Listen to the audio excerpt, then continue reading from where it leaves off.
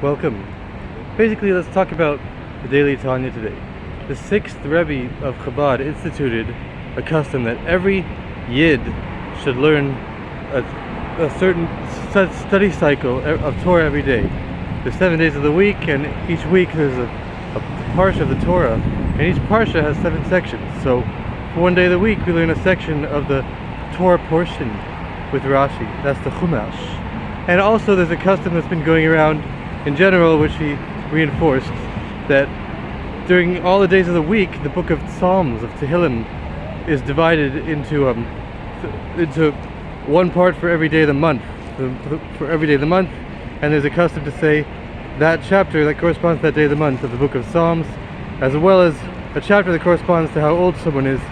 And then the other section of the daily study is called the Tanya, the book of the Tanya, the foundation of the Chassidus of Chabad, written by the Alter Rebbe. And the 6th Rebbe divided it into one portion for every day of the year, and there's either a leap year or not a leap year, so people can follow along. And B'nai Noach are welcome to study Chassidus as well, since it talks about the unity of the Creator.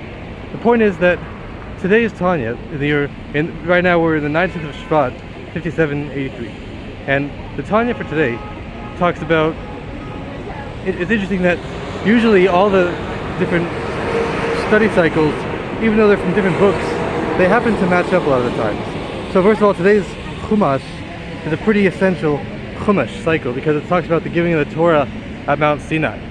And this Tanya, the past few days Tanya has been talking about when we do a Torah and mitzvahs, that is an energy that's beyond space and time.